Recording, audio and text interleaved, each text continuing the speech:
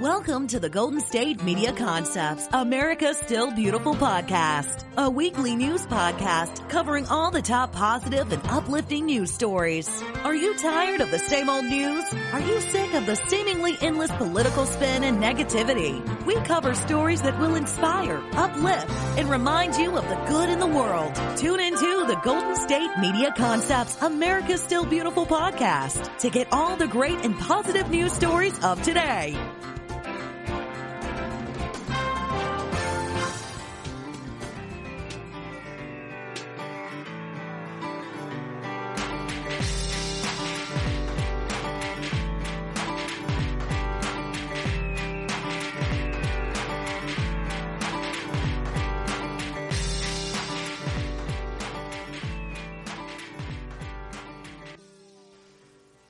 And welcome to our positivity party, people. This is America's Still Beautiful, brought to you by the GSMC Podcast Network. I'm Brooklyn, your host. You came to the right place because it's Tuesday, which means a brand new podcast episode chock full of the latest positive news stories. That's right, on this podcast, we just talk about good things happening in the world. There's a lot of things happening in the world. Some are good, some are bad, some are in the middle. But on this particular podcast, we just focus on what's happening, what is happy.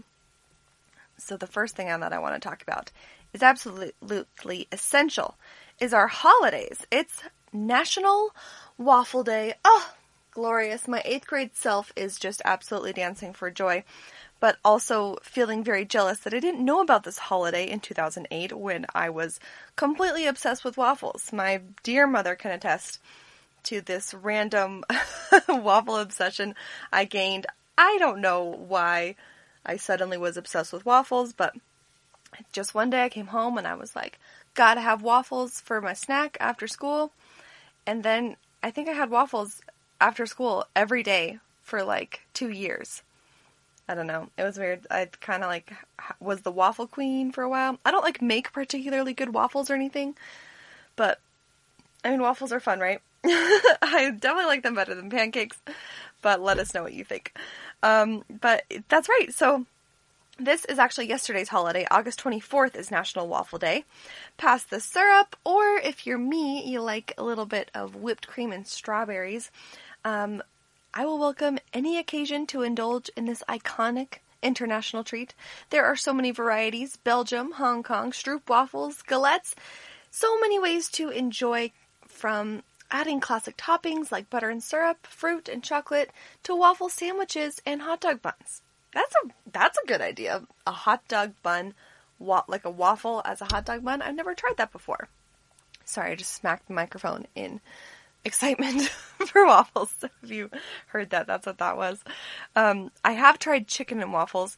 The most people I talk to about it have A, not tried chicken and waffles, and B, think it's like vastly overrated. I think it might be like a southern food, and I live in the West, and so like the people that I talk to about it aren't really aware, I guess, and they just think it sounds odd. But like, it is really good, but it's also not that weird. It's like, you know, it's like if you eat a chicken sandwich anyway, and if it's like even like a bit of a fancier bread, like brioche bun or something. I mean, it's just like a slightly sweeter bread with your waffle. With your chicken, right? Fried chicken, syrup, and waffles.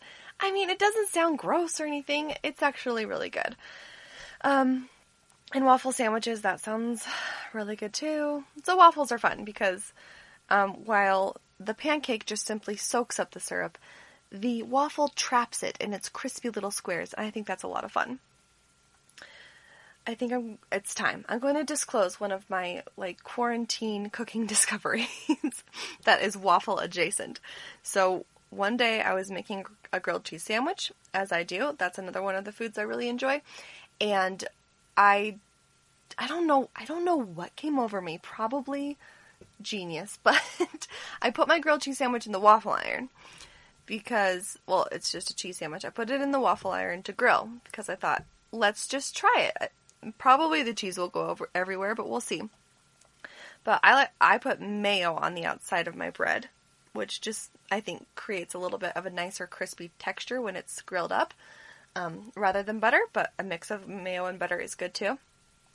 So mayo on both sides, stick it in the waffle iron, and I just have to tell you, it is over 1,000 times better than just like straight up grilling it. And it's just like 10 out of 10 on mouthfeel. Oh, it's spectacular. And then if you're getting really fancy, you can take a scoop of pesto from like a jar you buy from Sam's Club or Walmart, whatever.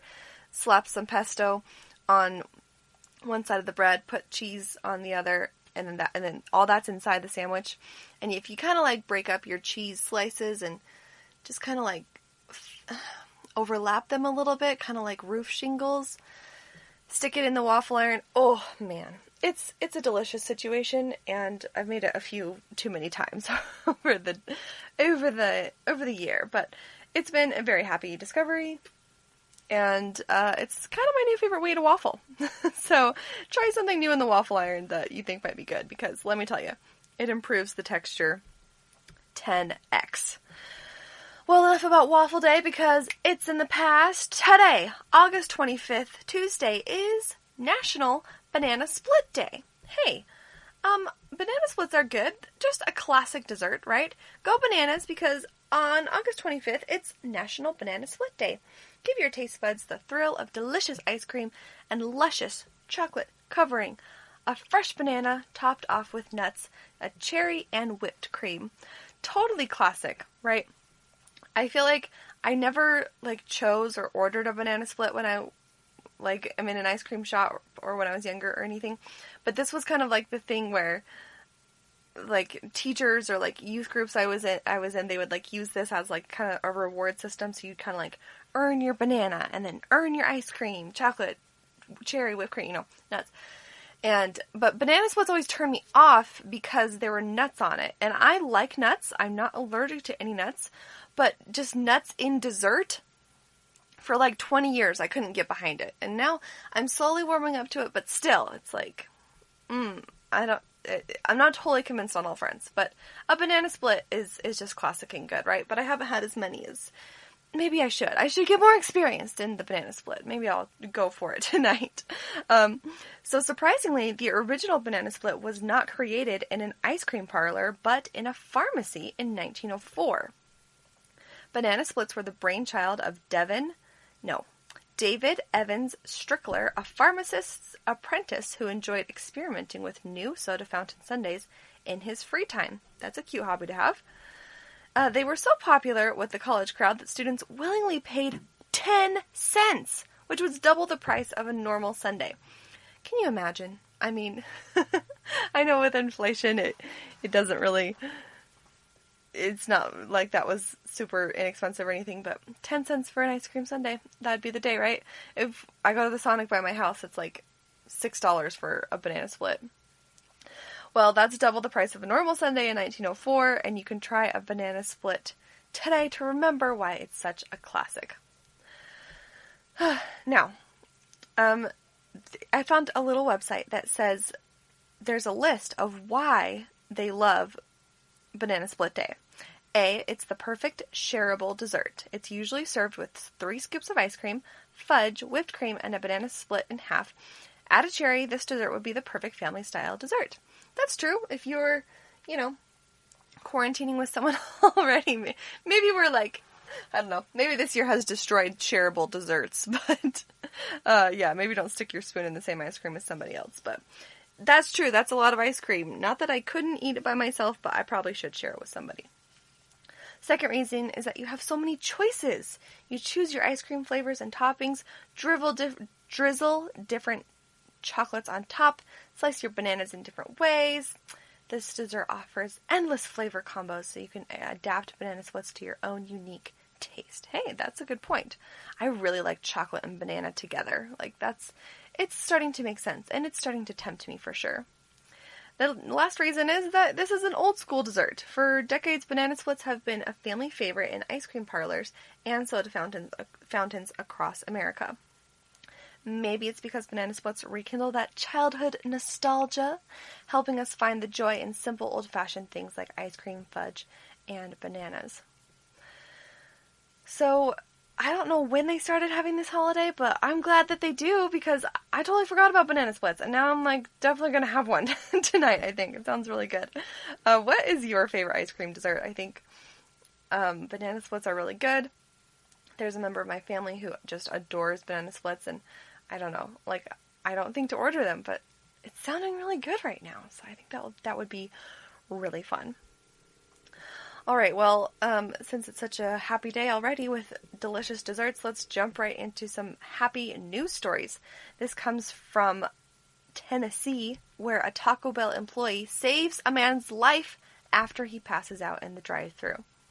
In Clarksville, Tennessee, a Taco Bell employee in Tennessee is being hailed a hero for saving a man's life after he passed out in the drive-thru. Wow.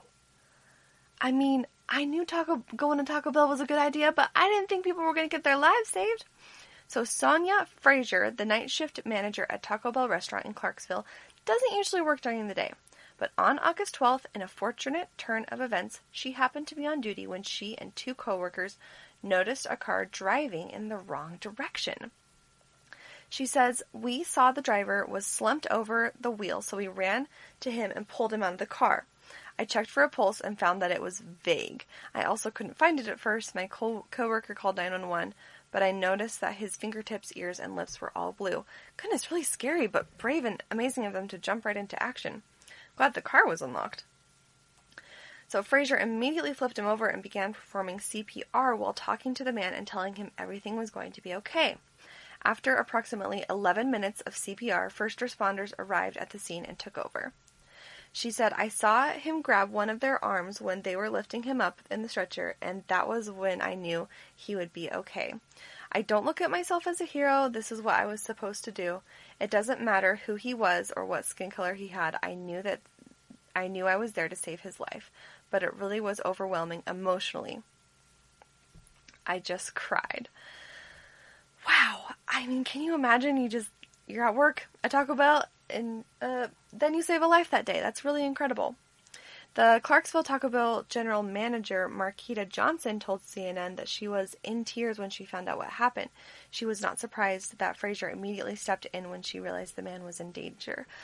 Isn't that nice to know that, like, people on your team are such good people and you can count on them not only to do a good job, but to be good humans?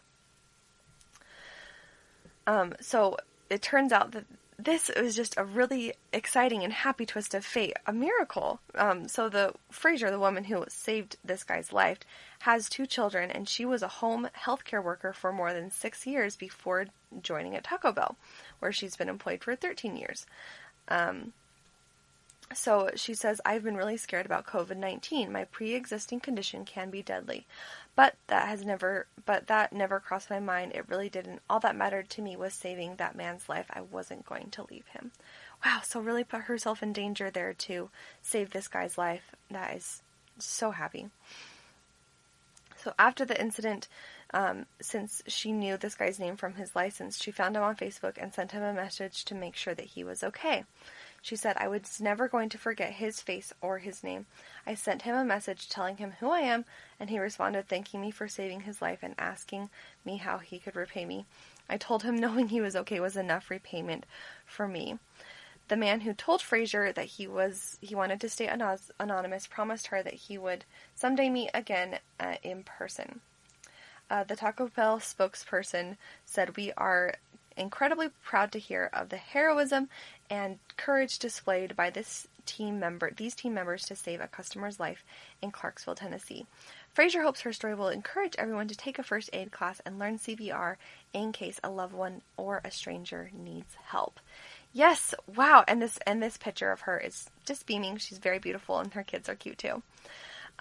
So this story is so inspiring, and it's very helpful to, of course, take those classes that will help just help you jump in at a moment's notice if something goes awry, and having the proper training for that is definitely worth the couple of hours that it would take to learn about it. So I think that's a really great encouragement from this wonderful lady who saved a life. Congratulations to her, and especially glad that guy in this incident was okay.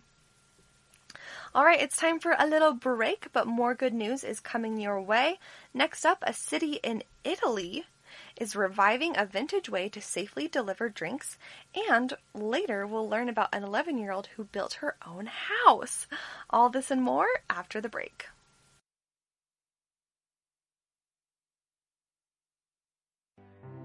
The GSMC Life and Happiness podcast takes you on a journey of exploration. We'll discuss tried and true methods alongside the latest trends of how to best live your life to its fullest and happiest. From psychology to meditation, science to self-help books, the GSMC Life and Happiness podcast will help you to discover what makes you happy and how you can live life being the best you possible. Download the GSMC Life and Happiness podcast on iTunes, Stitcher, SoundCloud, Google Play, or anywhere you find podcasts. Just type GSMC in the search bar.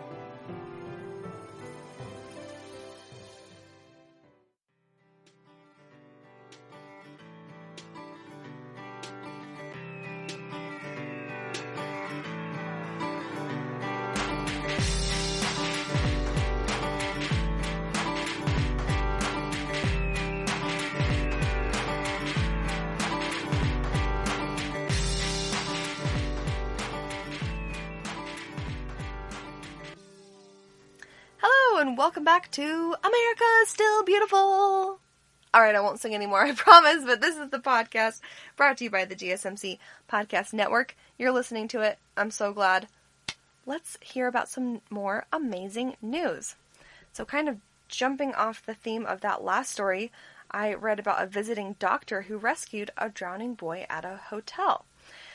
Truly, it seems that a healthcare hero is never off duty. A New York doctor who was in the right place at the right time revived a 3-year-old boy who was drowning at a hotel pool in New Jersey. Dr. John Blundell was staying at the Courtyard by Marriott in Montvale when he witnessed an unresponsive boy pulled from the hotel's pool. Dr. Blundell performed CPR and revived the child prior to the first responders arriving.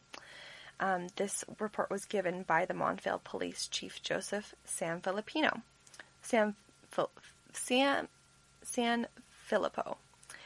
A Montvale officer was less than a minute away when he was dispatched to the hotel. The officer administered oxygen to the boy. The child was rushed to the Valley Hospital at Ridgewood, where he was treated and released. So it's incredibly fortunate that the doctor was there in the right place at the right time, says the police chief. Oh, can you imagine how relieved his parents are? That's like my worst nightmare, and I'm so glad that in this instance, this wonderful doctor was there with his training to help out that young boy. And although it's always very encouraging to have a doctor on site if something like this happens, like we learned in the last article, you can learn CPR for yourself and be ready to help somebody when it's needed. So that is really, really great news.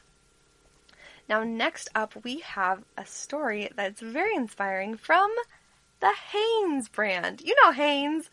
They're an underwear company. But this story isn't necessarily about underwear. They are actually donating 1 million masks to people experiencing homelessness. Now, this story comes out of Salem, North Carolina, which reports about this great little move that Hanes is making. A well-known American clothing company based in Winston-Salem is doing its part in helping prevent the spread of COVID-19. So you know that we're all wearing masks right now because it's proven pretty much at this point that it is helpful to prevent the spread of the disease. So Hanes Brand Incorporated is donating 1 million masks to those experiencing homelessness across the country. It is distributing the masks through a nonprofit organization in COVID-19 hotspots like Los Angeles, Miami, and Houston. Nadine Hall with Hanes Brands Incorporated says those who are homeless often have limited access to resources and support during the pandemic. She says, we saw a real need, so we engaged in making masks in the early part of the last quarter and have continued since then. So we will continue to do that as long as there is a need. So according to the state of homelessness in America, a little over 500,000 people in the U.S. are homeless on any given night. Ooh, that's a hard number to see, right? But it's so great that a company that has resources, especially to breathable fabrics, usually for a different purpose, is making these masks, and they look really comfy and they look very good, and they are sharing them with people who really need them the most. They say that the point of delivering these masks to those who are experiencing homelessness is so that they can better have access to essential businesses, which most are requiring now that you have a mask to enter any given facility. So Taylor Newman on Twitter, who is working for Hanes, says to ensure that those in need have access to face coverings, Hanes is donating 1 million face masks to nonprofit organizations supporting those experiencing homelessness across the country.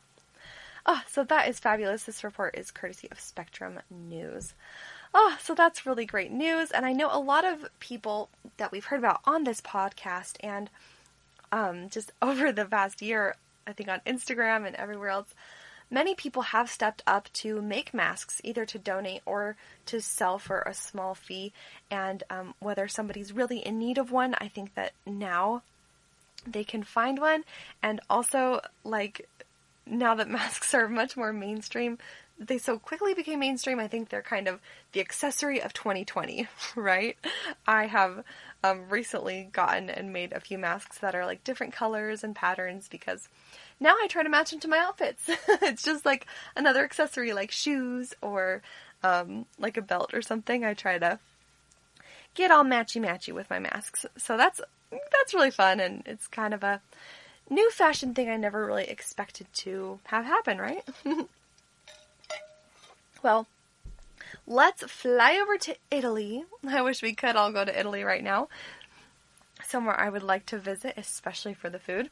But this is a very cool article from The Local, and it's how Italy is reviving its historic wine windows for the COVID era. Now, as 16th century Florentines dropped like flies to the plague, survivors drowned their fears in wine and then they passed the wine glasses through these small windows, which are enjoying a renaissance during the coronavirus era. Ooh, this looks really cool. I'm excited to tell you more about the story. The small, quote, wine windows can be seen dotted around the Tuscan capital next to the grand entrances of sumptuous noble palaces. This all takes place in Tuscany, Italy. And this is where wealthy families used to sell alcohol directly to thirsty customers, passing flasks through to eager hands. So the windows are so tiny, and like it's really just like a wine glass could fit in there. And they offer a way for establishments hit hard by the lockdown to attract customers while also still adhering to social distancing rules. These windows predate the plague. They were created by the Medici family after it returned to power in 1532, following the fall of the Florentine Republic, according to scholar Massimo Casprini, who has written a book about them.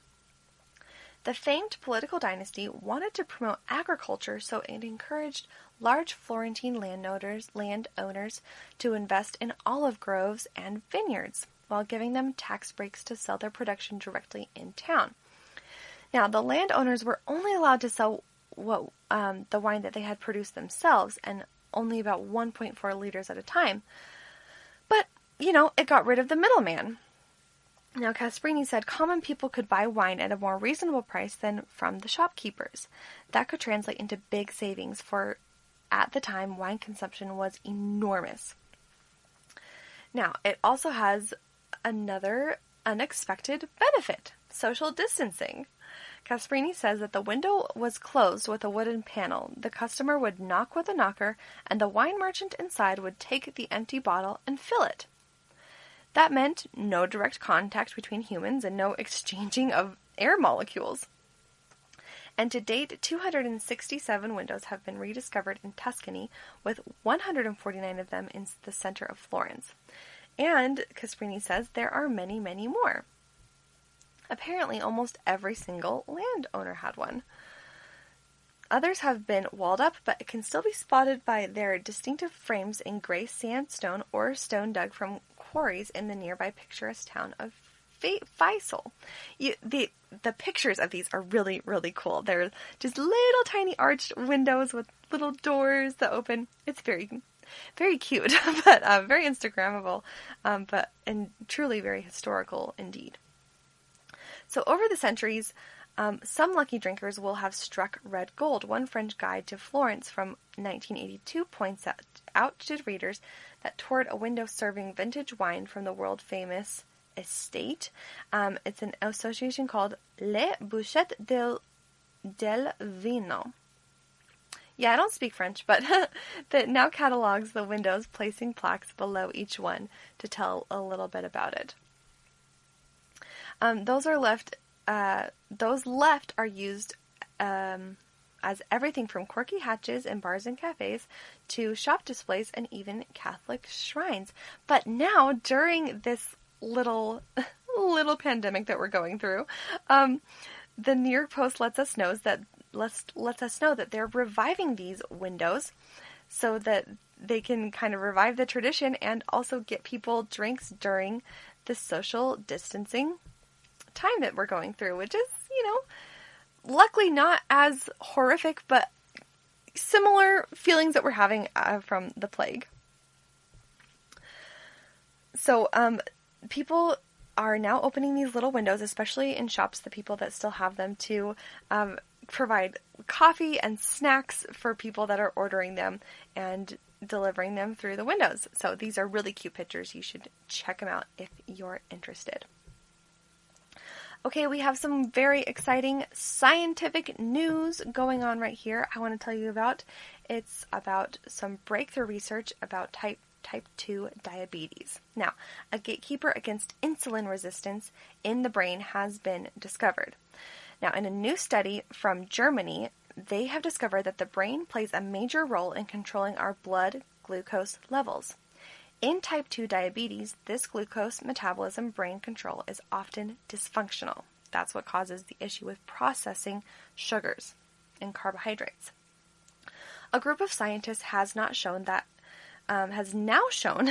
in men, a genetic variant of the gene DUSP8 can increase the risk for type 2 diabetes by impairing our brain response to hormone insulin. Now, the brain plays a major role in controlling our blood glucose level, so in type 2 diabetics, this glucose metabolism brain control is often dysfunctional. Genetic components for this phenomenon have so far remained elusive, but a group of scientists at Helmholtz-Zentrum Muken and the German Center for Diabetes Research have now shown in the Journal of Clinical Investigations that in men, a genetic variant of the gene DUSP8 can increase the risk for type 2 by impairing our brain response to hormone insulin. So this is very useful new knowledge, because now if they can kind of get to the center of the issue there, they can understand how insulin can better access this and how to adjust the messages that the brain's receiving so that it can better process the insulin. So insulin is actually a pancreatic hormone, if you don't know, and it controls the blood sugar levels. It not only stimulates the uptake of glucose from blood, but it also acts on the brain, specifically the hypothalamus, which controls the glucose and energy metabolism. Now, from the article, one of the scientists says that carriers of a genetic variant over the gene were shown to have moderately increased risk for type 2 diabetes, but the functional importance of the DUSP8 for the etiology of the disease remained unknown. Now, by combining cellular models, DUSP8 loss and gain of function mice and functional magnetic resonance imaging, which is an MRI, of humans with this genetic variance, now exposed a scientific role of the protein as a gatekeeper for systemic glucose tolerance and hypothalamic insulin sensitivity. So, unraveling the multi-systemic processes that drive the impaired hypothalamic insulin sensitivity in the mouse models was an important step to understand the mechanisms underpinning the type 2 diabetes risk. That is the conclusion of Dr. Shriver. So in future studies, the researchers want to investigate the effect of central insulin action and the hormone DUSP8 type 2 diabetes risk variant on the hypothalamic pituitary adrenaline axis in human subjects with or without type 2 diabetes.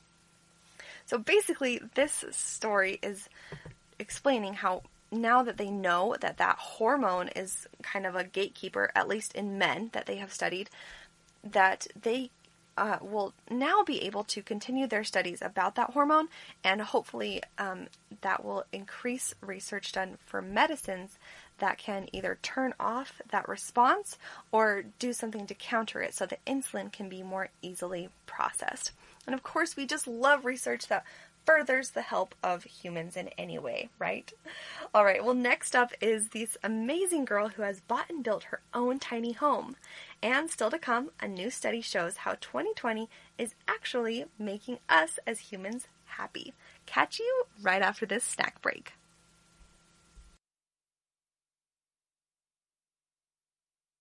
Tired of searching the vast jungle of podcasts? Now listen close and hear this out. There's a podcast network that covers just about everything that you've been searching. Hey! The Golden State Media Concepts Podcast Network is here. Nothing less than a podcast bliss with endless hours of podcast coverage. From news, sports, music, fashion, cooking, entertainment, fantasy, football, and so much more. So stop lurking around and go straight out to the Golden State Media Concepts Podcast Network. Guaranteed to fill that podcast itch. Whatever it may be. Visit us at www.gsmcpodcast.com. Follow us on Facebook and Twitter, and download us on iTunes, SoundCloud, and Google Play.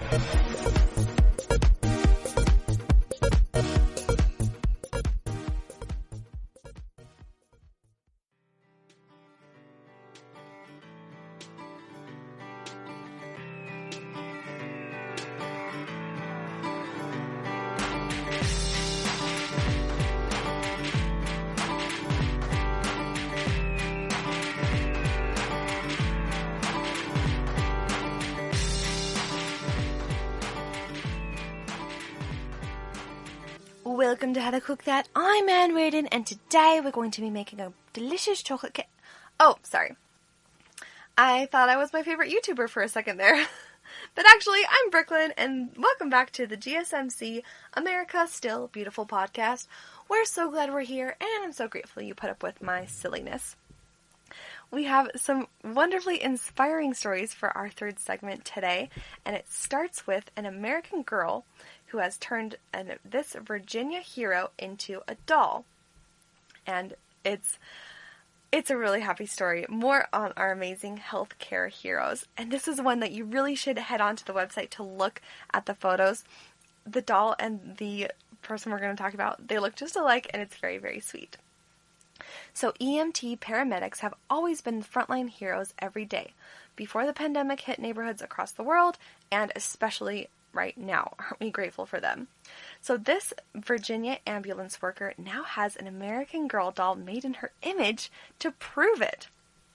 April O'Quinn is one of 5 national winners with the Heroes with Heart contest run by American Girl Dolls, and it's following a nationwide call for nominations. One of thousands of nominations, the Mattel company received thousands of nominations, okay, as you can imagine. The one sent in by April's niece was chosen to represent the best of the COVID-19 frontline heroes who have been risking their lives to help others. Young Lacey lives in Texas, and she is always telling people about her Aunt April, who works for the Richmond Ambulance Authority. Lacey told American Girl that her aunt contracted Lacey told American Girl that her aunt actually contracted the coronavirus, but even after her long recovery, she chose to return to her ambulance authority. Lacey wrote in her contest submission that she didn't hesitate for a moment.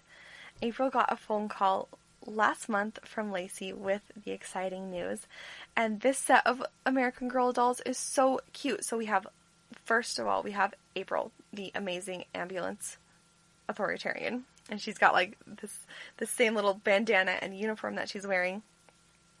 And then 4 other dolls in the series, including I'm seeing a pilot, a nurse, a doctor, and what looks like probably a medical assistant. And they all represent real people. It's very, very cool. April said to a news outlet that Lacey was on the other side screaming that I had won, and I was in shock. I had no words. I ended up crying because I couldn't say anything.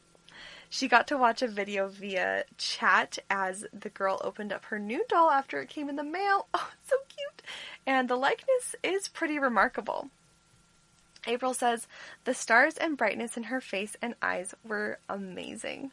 So the winners of this one-of-a-kind custom doll and outfit also get a $250 gift card for the hero that it represents. So that's pretty special. April says, it'll be something that neither one of us will ever forget. It's a bond that I'll hold with her forever. What a sweet bond between aunt and niece. I just love that her niece nominated her. Now, in June, the American Girl started selling an outfit for their dolls that inspires admiration for all the medical workers. It's called the Scrubs outfit, and it includes pink scrub pants, a colorful nurse's top, slip-on shoes, and matching fabric face mask. I just love that American Girl has done this series here because dolls are still a favorite for young children to play with, and even some older children to collect and everything. And so I think it's really great that lately we're seeing more diversity in dolls in race and body size, and then also especially in profession. So it's so cool to see this series. It's a really cool thing. So we'll put it up on our Instagram if you want to see the cute pictures from the American Girl dolls. So how special that this niece, the picture of the niece getting the doll is pretty dang cute. And how special for April to now have an American Girl doll that looks like her and has the job that she does, so we can inspire our kids to be the amazing healthcare providers that we have if they're interested in that field. So that is just super great. All right, are you hanging in there with this pandemic? I know the bad news can get to us, but check it out. There continues to be good news about it, and I've got lots of stories still ahead about it. It's not time for a break. We're going right into another story here. Zoom meetings have actually helped marginalized staff feel included, and so we should keep having them even after offices are open. This opinion piece from The Conversation brings up a really good point about workers who maybe didn't feel very close to their coworkers in the office, but now with Zoom, it's kind of leveling the playing field. So before the lockdown, people who voluntarily worked remotely were often marginalized and compared with their colleagues working in the office. Studies show that remote workers could often feel professionally and socially isolated. The physical distance between remote workers and their on-site colleagues meant they missed out on learning opportunities. But those working remotely would also frequently miss ad hoc conversations and collaborations in the workplace, formal and informal team meetings, social events, after-work parties, stuff like that. Like, apart from the work, that social interaction that you get from being on a team and in a team in person. However, the pandemic struck, and many people usually based in the office were forced to work from home too. Businesses had to use technology in new and imaginative ways to allow teams to collaborate and perform work-related tasks. Now, the research done in this article suggests that this enforced working from home put remote workers on equal footing with their office working colleagues. So we can learn from this to make sure remote workers don't feel excluded in the future. So here's a little bit more of the deep dive into how the teams responded to working remotely and how they're socializing among that change. So in the study, they interviewed 29 knowledge workers, people who work with information in a white-collar setting, about their experiences of team collaboration during the pandemic. The participants came from countries all over the world, including New Zealand, the United Kingdom, Sweden, Denmark, Germany, and Switzerland. They found that during enforced working from home, digital collaboration platforms like Zoom, Skype, or Microsoft Teams operated as a double-edged sword. They simultaneously served as an equalizer, which allowed for greater collaboration with previously marginalized remote workers, but of course also created some challenges. Who hasn't had to really adjust the way that they work this year? With all the knowledge workers operating remotely, digital platforms became the only channel for communicating and collaborating. To mitigate the lack of in-person conversations and meetings, some teams started to hold frequent online check-ins and regular formal meetings, virtual coffee catch-up, after-work drinks, and digital networking events with other colleagues and associates. I just love that. How cool is it that people have really taken the time to get online even after work hours and socialize with their coworkers? I just love that. So this article suggests that there's 3 things that we can learn for the future. It's important not to go back to square one once things are, quote, safe again. They think these 3 changes should go on in the workplace. First of all, digital platforms can and should be used to allow remote workers to join formal and informal meetings taking place in offices. Meeting facilitators also need to ensure that remote workers can contribute to the discussion that is being had. Number 2 is establish collaboration habits, such as daily check-ins, and they could remain even when they're back in office. They create transparency and help distribute tasks and allow remote workers to be a part of daily conversations. For this reason, I really like apps like Slack, where you can that's like what a couple of my jobs have used in the past and currently, where you can get on and kind of chat with your team and either share some celebrations or, meet a new coworker or just like chat about what happened during the day. And so, yeah, I think that can, that's definitely improved since this year and hopefully will go on forward. All right, number 3 is that in the wake of the pandemic, we're likely to see the introduction of more flexible working arrangements, leading to an increase in remote workers. In response to this, organizations should create a culture of inclusion, meaning that employers and team members should be mindful of challenges that remote workers face. Businesses should take effective actions to tackle these issues by offering equal opportunities to remote workers through virtual platforms as far as it is possible. I think this is a great springboard as well to kind of think about how we can include everybody within reason for anything that might be marginalizing them. So, not just remote workers, but people who, maybe with a different personality feel nervous about socializing or, accommodating for different disabilities.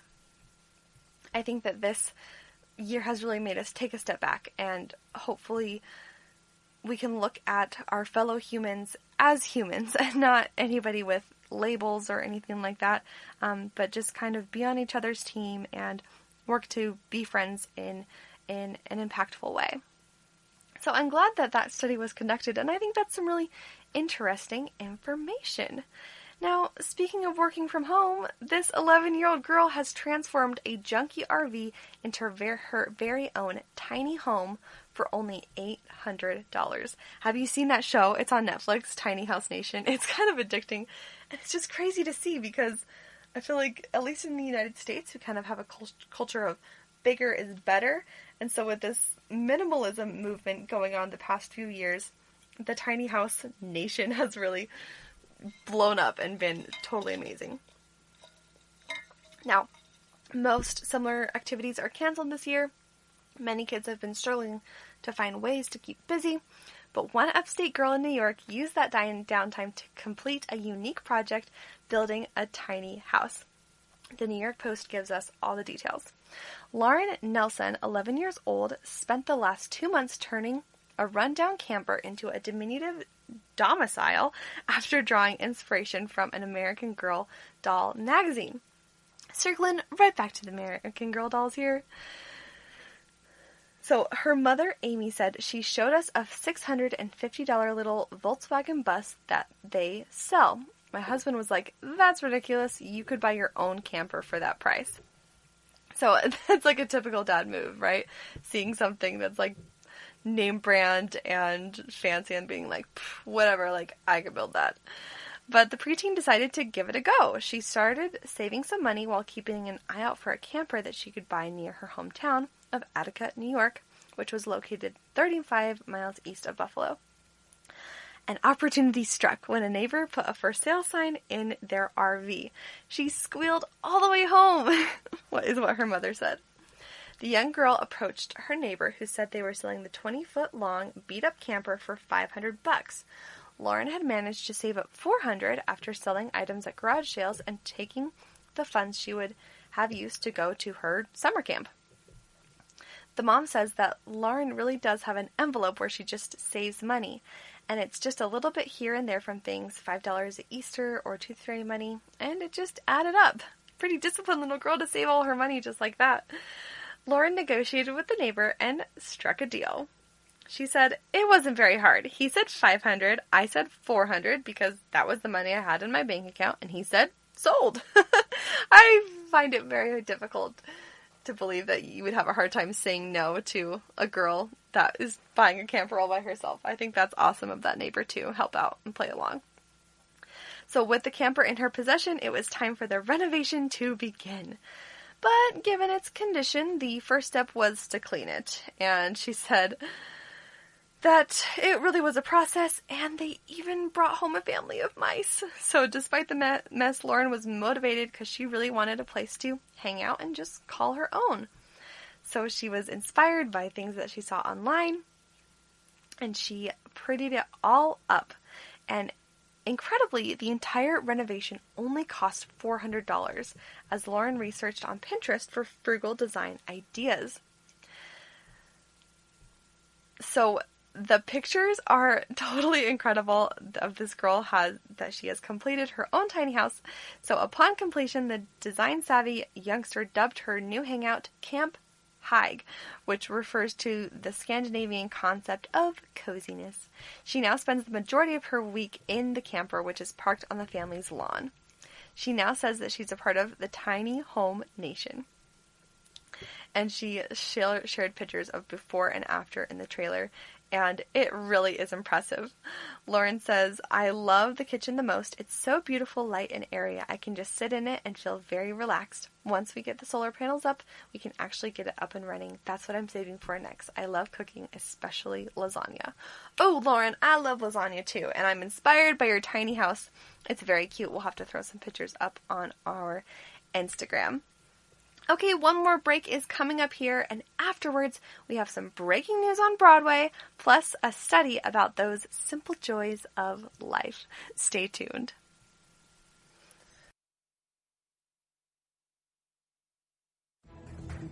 Want to find out what movies to go see? Then check out the GSMC Movie Podcast. It's your ticket to the latest movies, whether it's a new blockbuster event, romantic, comedy, or action flick. This show has got it all covered. They talk some what to go see now, don't bother, what's hot on Netflix, and everything in between. That's GSMCpodcast.com/movie-podcast. When it's all about the movies, it has to be this new show. Don't forget to like them on Facebook and follow them on Twitter. Visit GSMCpodcast.com for more info.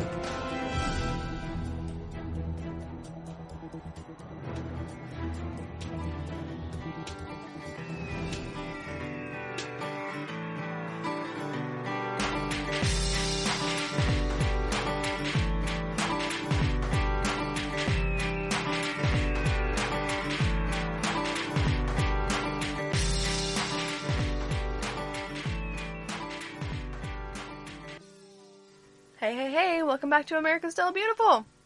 I am so glad that you're with us today. Thanks a ton for tuning in. And don't forget, if there's someone that you know that you also think would enjoy happy, good news, don't forget to share the podcast with them. Okay, team. This is the moment I've been waiting for. I'm very excited to announce that we heard today. Breaking news. The Show Must Go On. The 2020 Tony Awards will take place digitally this fall. Broadway's biggest night is back on! And for us theater kids, we really care about it, so I'm just gonna gush for a couple minutes here. After jointly announcing the postponement of the 74th Annual Tony Awards, which was originally scheduled for June 8th at Radio City Music Hall, classic of course, The Broadway League and the American Theater Wing have shared that the ceremony will now take place digitally this fall. Further details, a platform for the awards ceremony, and the exact date will be announced later. But we're waiting with bated breath here. So Broadway was not shut down until March 12th. A February 19 eligibility cutoff has been established for the 2020 Tonys, which eliminates many productions, unfortunately. This, of course, just like many entertainment and other industries, it's been a really tough year for Broadway. In March 12th, obviously New York City was one of the biggest epicenters for coronavirus right at the beginning there. And so quickly Broadway shows shut down just because the traffic was just too dangerous for people to experience, and they actually have canceled Broadway shows until at least January 3rd. Oh, it's heartbreaking for the actors, directors, tech crews, everybody involved. It's huge, and it's something that's never happened before. And so now, while usually there's shows going on and opening in the spring, they kind of call it Tony season because these shows that open that are new musicals or new revivals, they're all vying for a Tony Award. And to qualify, they got to open before a certain date, and this year it's even earlier. So February 19th is the eligibility cutoff, and so many shows didn't even get to open, and 2 shows like that opened just right after the cutoff that they've established, West Side Story and The Girl from the North Country. They didn't even get to be, in the running, along with many, many new musicals that we've loved the soundtracks for, but are not going to be in the awards. And I guess, so West Side Story is a revival, and I guess since that's like the only revival this year, that category is eliminated. But it's still good news that we get the Tony Awards because it's something we look forward to every year. It always happens in June. But obviously they were postponed, and now I'm pleasantly surprised to know that they are actually happening digitally in the fall. So Charlotte St. Martin is the president of the Broadway League, and she says, "Though unprecedented events cut the Broadway season short, it was a year full of extraordinary work that deserves to be recognized. We are thrilled not only to have found a way to properly celebrate our artists' incredible achievements this season, but also be able to uplift the entire theater community and show the world what makes Broadway family so special at this difficult time. The show must go on, no matter what, and it will." That's the Broadway motto I know and love. So the Antoinette Perry Tony Award, which was founded by the American Theater Wing in 1947, is bestowed annually on theater professionals for distinguished achievement on Broadway. The Tony is one of the most coveted awards in the entertainment industry. Top winners at the 2019 Tony Awards included Hadestown, Swoon, and The Ferryman. And as previously reported, Broadway remains shut down as a result of the coronavirus case. Like I said, not coming back till at least January 3rd, but I really hope that the world gets healthy enough. I mean, okay, so I kind of feel like an imposter here because, spoiler alert, terrible secret to tell, I've never actually seen a Broadway show. I've seen a lot of theater, I've participated in a lot of theater, but I've just never been to New York, so I haven't seen a show on Broadway, but it's still on my list of things to get around to in my lifetime. So, and I think that Broadway just creates a great community for theater people and kids to express themselves, find out who they are, be in a happy community, and show stories with the world, which I think creates empathy. So, good news there. Originally, when they canceled the Tony Awards, CBS instead was like, we're going to air a sing-along version of the movie Grease, which was kind of met with crickets. It was like, well, we'd just rather have nothing. But I mean, Grease is a good movie, but it was just a weird choice. All right, well, we got one more little happy thing for you today, and it's that Americans say they are thankful for little joys more than ever these days. And that reminds me of my favorite musical, so I'll get to that. In a new study done here by the Good News Network, 72% of Americans in a new poll said that they are more likely to find little joys during the summertime. And that's especially true this year, 2020. 83% of respondents agreed. It's the little things in their day that bring the most joy. And just as many say these little things have become even more important to them in the past few months. Luckily, the average respondent experiences 4 of these small things every day. This was conducted by one poll on behalf of Bubbles Ice Cream. And the survey found that many of the little things respondents look forward to relate to nature and the great outdoors. We haven't lost that, have we? No. Oh, you can still go outside and enjoy. The third most popular little joy was the feeling of sun on my face. Listening to rainfall or a thunderstorm while inside, the arrival of blue sky sunny day, and the smell of the ocean all made it into the top 30. But it was family and friends that were the key factor in a third of the top 10 little joys. Not surprisingly, in 2020, seeing a loved one after being apart took the spot as number 1. I can't imagine why. Sleeping in a freshly made bed, having time to myself, and getting something for free rounded out the top 5 answers. Well, who doesn't love finding money? That was also mentioned. Now, for many who look forward to something in the kitchen, a smell of freshly made baked goods and the first sip of coffee in the morning was a favorite answer. We've seen the joy that comes from these indulgences and know that celebrating the small moments in life is critical when it comes to navigating stressful times. This was noted by Katie Klein, who's the Vice President of Marketing at Bubbles Ice Cream. I think this is a sweet little study to take place because it really is those simple joys that make life worth living. And didn't you feel warm and fuzzy just like with one of those things I mentioned, that like one about sleeping in a freshly made bed? Like, I love clean sheets and turning the bed down if I actually make it once in a blue moon. It really is a nice feeling. I never really thought about that before.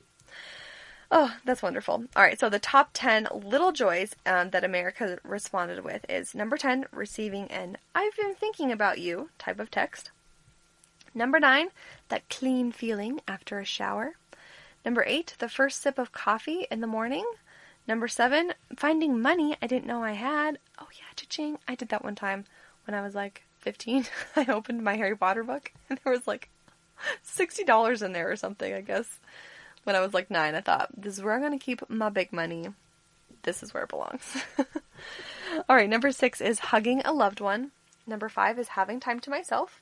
You know what? That gets fewer and far between sometimes with this quarantining with family life. Number 4 is getting something for free. Number 3 is feeling the sun on my face.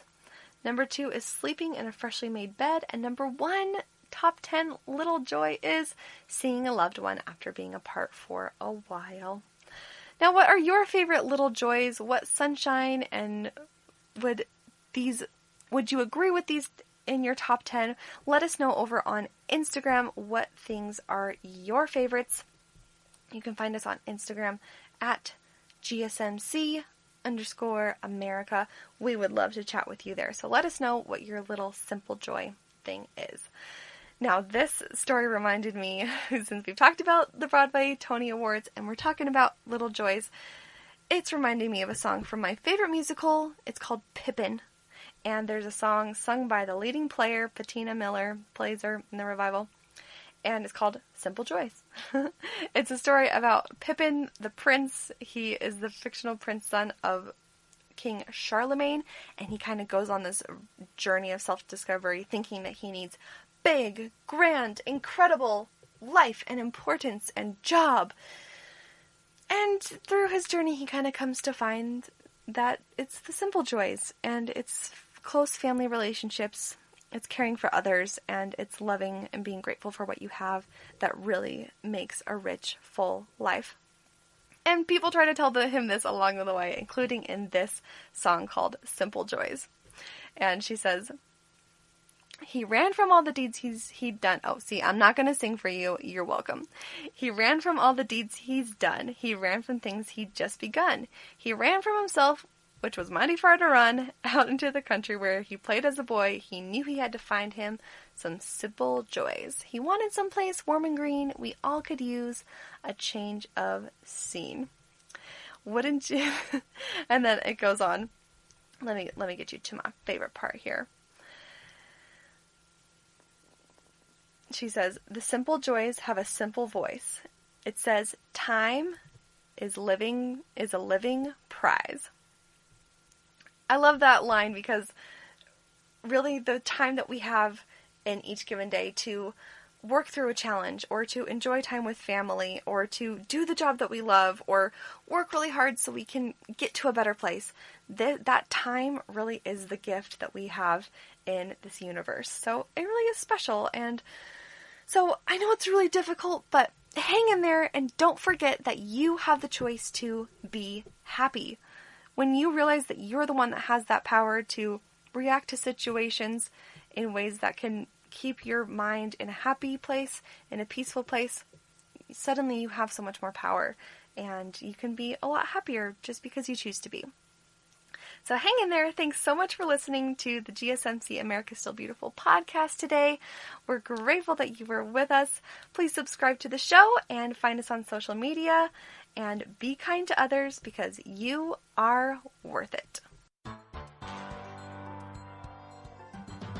You've been listening to the Golden State Media Concepts, America's Still Beautiful podcast, part of the GSMC Podcast Network. You can find this show and others like it at www.gsmcpodcast.com. Download our podcasts on iTunes, Stitcher, SoundCloud, Google Play, or anywhere you find podcasts. Just type in GSMC to find all of our shows. From the GSMC Podcast Network, from social media news to marketing news, and even weird news, the GSMC Podcast Network has you covered. You can also follow us on Twitter and Facebook. Thank you, and we hope you have enjoyed today's episode of the Golden State Media Concepts, America's Still Beautiful podcast.